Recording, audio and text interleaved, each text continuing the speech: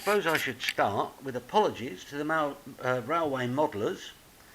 I got involved in this 2 years ago and didn't know what I was doing. I'm not sure that I'm that much advanced. The idea originally was a 8 by 4 foot board, but I soon got bored with that. Extended it to 2 8 by 4 foot boards. Managed to get what I wanted on there, got fed up with that and put an extension 8 by 4 foot board on, so there's now 3 of them with a slight extension on one side of that in order to get the track in that I wanted. I've got 4 tracks going round the first 2 boards with a running distance of 54 metres, just over 54.7 I think, and 21 sidings. So there's the sidings there. This is being taken on a little webcam, fitted in a truck.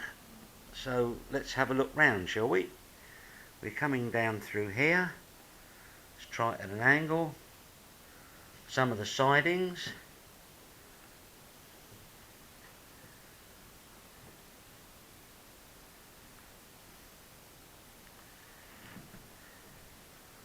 I managed to join the outside tracks by putting in crossover points. So from leaving point A, going right the way round the track, back to point A again, takes normally at an average speed about 4.5 minutes. I'm trying to move this slowly, hoping that there's not going to be too much vibration on the picture. This started off with my old Triang set, of which I bought this Duet control unit, which seems to work very well. So we come round on the end of the other board. This was the extent of the first attempt. We then went round and put on the extension. Now the object of the exercise was from the control unit to be able to reach all the points. So for these points here, I've got sidings that when you open them, it pushes open the point to join on the rail, and then when it does the next circuit, it closes the point after it.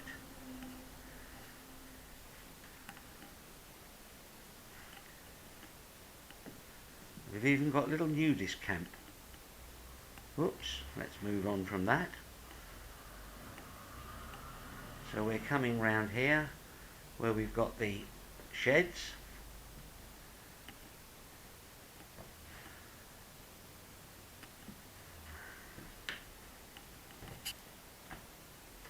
With the railway sheds, a little bit of a works yard,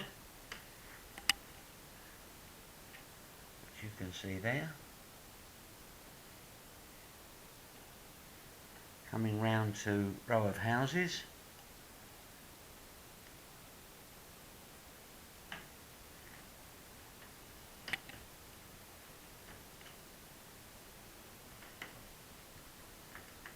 A little bit of farm out the back here with the cows. Backs of the houses.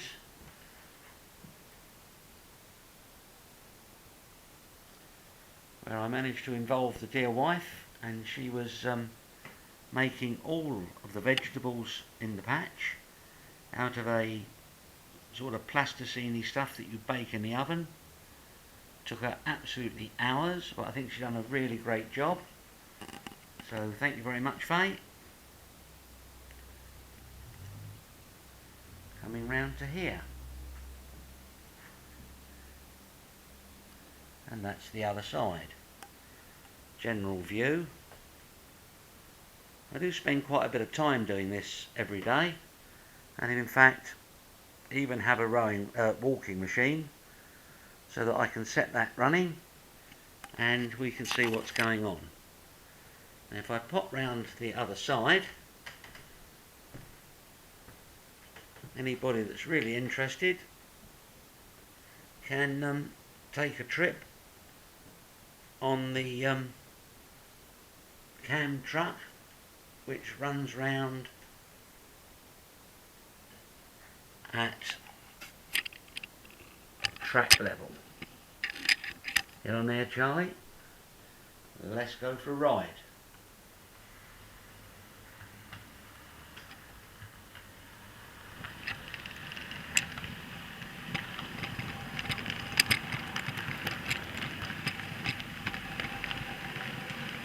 The first problem that I came across was track. It seems that if you set it up to the correct distance apart, I couldn't get 4 tracks around my 8x4 board. So that needed a little bit of a modification. I know you should have planned it, but who reads the instruction book? So what I did is that I just put the track down and then, very importantly, run my biggest trains and carriages round to make sure they passed.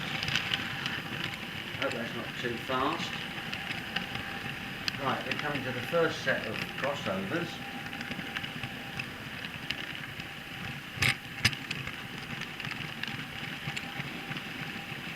I've used an analogue system, mainly because it's cheaper, and I've used Hornby track basically because it had holes drilled in it. I'm not sure if that's a reason, but I'm a lump hammer and 6-inch nail person, so doing things at this scale was a bit of a shock. But the Hornby track comes with holes drilled in the track already. If I had to do it all again, I'm not sure I'd do that. I think I may use Pico track. It does seem a little bit more flexible. Now the problem with the crossovers is that occasionally trains meet and there's a crash. In order to get rid of that, or solve that problem, I put in a little control unit where I've managed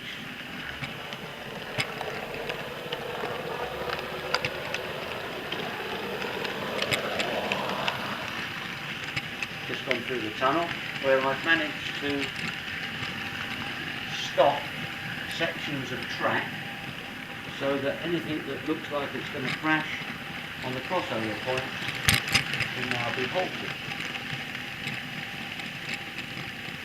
You have to be a bit careful when you're inserting this track, because I did a short section of track at a time, which some of the trains, if they're going too fast, overrun. So that meant taking all that lot out and reinstalling it with at least 2 lengths of track, which now seems to work quite well. We're now onto the new extension board.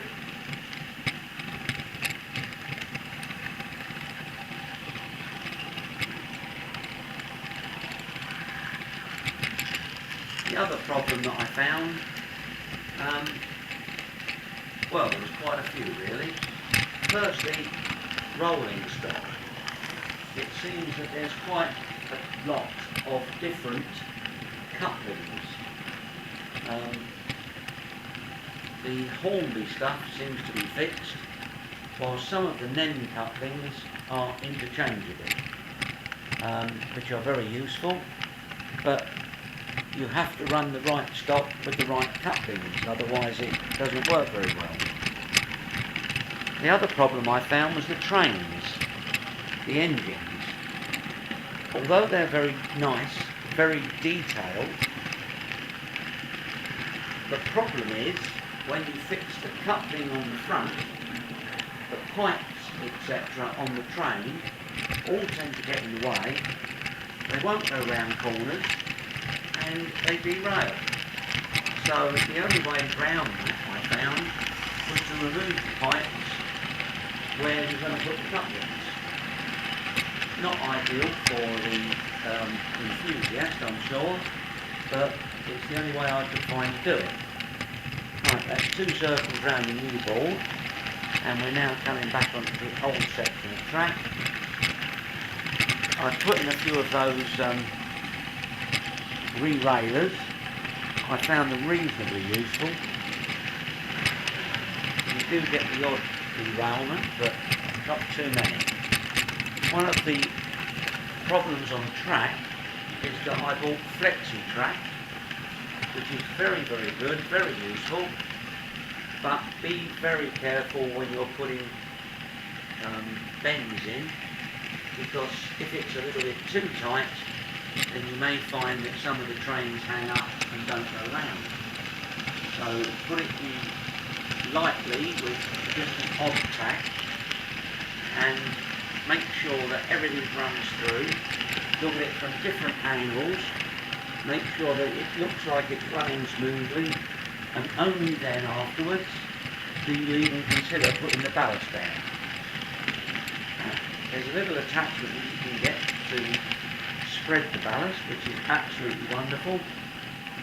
And my next good idea was to buy a very large hypodermic syringe, so that I could then put down the PVA glue to fix the track. The object of that was, or the end result of that was, that it ended up like a pressure wash, and I spent many happy hours cleaning all the excess glue off. So be a bit careful there.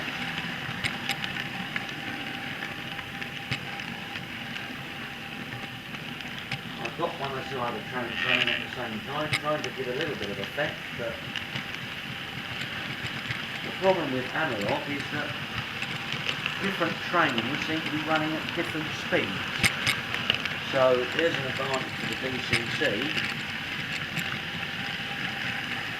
The other thing I'd like to do is perhaps put a ramp in and a bridge, so extend what I've got, because I'm running out of room a little bit. But I'm a little bit worried that when I moved the table to this position, it wasn't exactly level, and anything that had to climb a very, very slight gradient slowed up considerably. So I'm not sure if I'm going to have a serious problem with analog putting a bridge in, or putting an incline in. Right, that was very quickly, and we're back to the start. So I'll just reverse this back in and switch it off.